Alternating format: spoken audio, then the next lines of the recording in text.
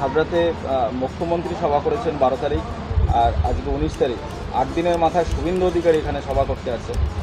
মূলত কি বার্তা দিতে পারেন? দেখুন, এটা হচ্ছে আমাদের ভারতীয় জনতা পার্টির বিজয় সংকল্প সভা। শুভেন্দুদা সন্দেশখালীর মাটিতে নিপীড়িত মানুষের পাশে যখন দাঁড়ালেন, তখন পরিষ্কার ওই সভাতে বলেছিলেন যে পশ্চিমবঙ্গে ঝুঁটি বেঁধেছে শুভেন্দু সুকান্ত, তারা যেখানে দিদি দৌড়াবেন আর তার পিছনে তাকে তাড়া করে বেড়াবে। বাণীপুরে এসে প্রশাসনিক সভার নামে লাভাটির সমস্ত মানুষকে নিয়ে সে ওখানে একটি নাটক করলো, কেন্দ্র সরকারের প্রকল্প উদ্বোধন করলো রাজ্য সরকারের নাম করে। হসপিটালে টাকা দিয়েছে কেন্দ্র, আর সে ওখানে উদ্বোধন করে নিজের নাম বা বড় করে বলতে চাইছে যে আমরা করেছি। জল প্রকল্প ভারত সরকার টাকা দিয়েছে বিশুদ্ধ পানীয় জলের জন্য, সে প্রকল্প উদ্বোধন করে বলছে আমরা করেছি। এরকম মিথ্যাচারিতার উত্তর দিতে শুভেন্দু অধিকারী হাবড়াকে বেছে নিয়েছে। সুদূর দিল্লিতে আছেন, দুপুর 1টার মধ্যেই সভাতে এসে পৌঁছাবেন এবং উপযুক্ত জবাব পশ্চিমবঙ্গের তৃণমূল কংগ্রেসকে দেবে। এবং দুর্নীতি ও নারী নির্যাতনের জন্য তার যে মুখ্য কথা সেটা জনগণের সামনে তুলে ধরবে দক্ষিণ হাবড়া পল্লীমঙ্গল খেলার মাঠে এই সভাতে দাঁড়িয়ে। কটার সময় উনি এখানে আসবেন? উনি দুপুর 1টায় সভাতে এসে পৌঁছানোর কথা। ভারতীয় জনতা পার্টির অন্যান্য বিধায়কগণও এখানে উপস্থিত থাকবেন। এই মুহূর্তে কি একদম প্রস্তুতি প্রায় আমাদের 90-95% কমপ্লিট। পুরো মঞ্চের কাজ এবং সামনের দর্শক আসন, ভিআইপি আসন, প্রেস কর্নার এবং মেডিকেল ক্যাম্প, ভলেন্টিয়ার বা বাকি অন্যান্য যা যা ফার্স্ট এড অন্যান্য প্রয়োজন সব রকম প্রস্তুতি আমাদের কার্যকর্তারা একের পর এক করে চলছে। এবং আগামী আধা ঘন্টার মধ্যে এখানে জনসংখ্যা ভরতে শুরু করবে। বিভিন্ন গ্রামগঞ্জ থেকে ভারতীয় জনতা পার্টির সমর্থক এবং এখানকার নাগরিকবৃন্দরা উৎসাহিত, উদ্বেলিত, তারা শুভেন্দু অধিকারীর কথা শুনবার জন্য। বিজেপির কত কর্মী সমর্থক এখানে উপস্থিত হতে পারে? আমরা আইডিয়া করছি 1000-20-25 সংখ্যা হবে। কারণ মাঠ ছোট, আমরা যে ব্যবস্থা রেখেছি তাতে অলরেডি 10 থেকে 12,000 চেয়ার ব্যবস্থা রেখেছি। অন্যান্য যে ব্যবস্থা রয়েছে সেটা মাটিতে বসবার সুন্দর একটি ব্যবস্থা, এবং উপরে যাতে রোদে কষ্ট না হয়, বৃষ্টিতে অসুবিধা না হয়, তার জন্য আমরা ব্যবস্থা রেখেছি।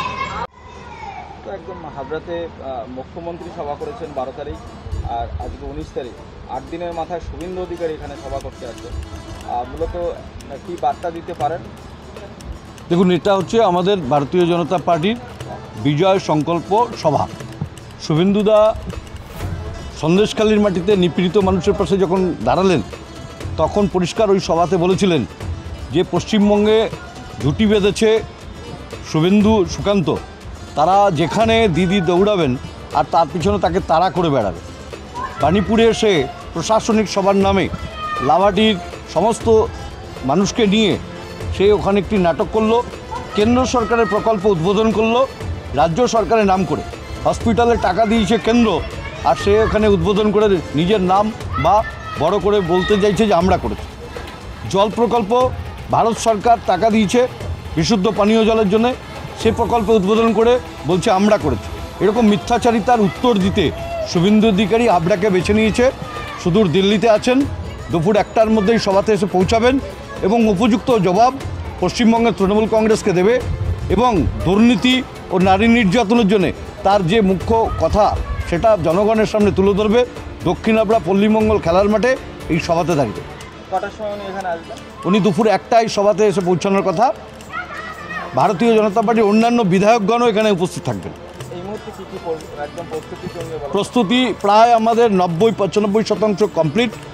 পুরো মঞ্চের কাজ এবং সামনের দর্শক আসন, ভিআইপি আসন, প্রেস কর্নার এবং মেডিকেল ক্যাম্প, ভলেন্টিয়ার বা বাকি অন্যান্য যা যা ফার্স্ট এড অন্যান্য প্রয়োজন সব রকম প্রস্তুতি আমাদের কার্যকর্তারা একের পর এক করে চলছে।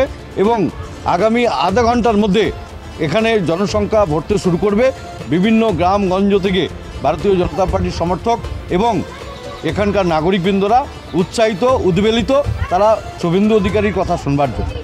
বিজেপির কত কর্মী সমর্থক এখানে উপস্থিত হতে পারে? আমরা আইডিয়া করছি 1000-20-25 সংখ্যা হবে। আর মাঠ ছোট, আমরা যে ব্যবস্থা রেখেছি তাতে অলরেডি 10 থেকে 12,000 চেয়ার ব্যবস্থা রেখেছি। অন্যান্য যে ব্যবস্থা রয়েছে সেটা মাটিতে বসবার সুন্দর একটি ব্যবস্থা, এবং উপরে যাতে রোদে কষ্ট না হয়, বৃষ্টিতে অসুবিধা না হয়, তার জন্য আমরা ব্যবস্থা রেখেছি।